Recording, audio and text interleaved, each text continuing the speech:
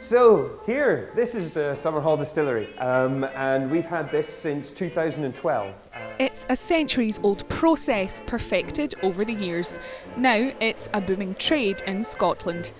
Gin making has always been a part of our heritage, but in recent years it's seen a revival.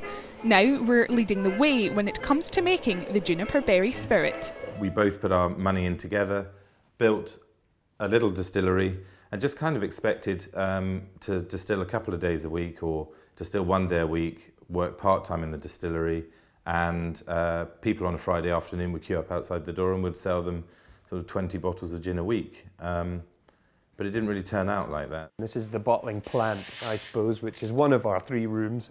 And here we do every single bottle of every single batch. So this Edinburgh-based distillery started off as 2 friends at a kitchen table. Now it sells thousands of bottles every month. The press got hold of it, it got quite popular, and we grew from a staff of 2 of us initially to 9 staff and 4 part-timers in the space of 2 years. And they're not alone.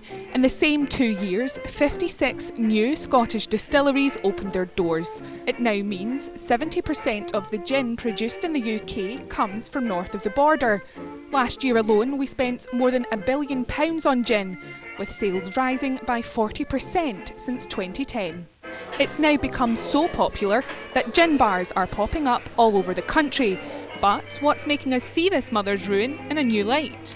The fundamental thing with it is, I think, the checkered past adds to the romance. It gives it that little extra bit of interest, because people can find things out about gin, and there's so much interesting history. It can be styles, Old Tom, Ginevras, etc. And then it runs right through to where we are today. So it's a timeline almost that they can pick up and try, and the flavours change through that timeline. And most of the styles of products we've got and you can still get.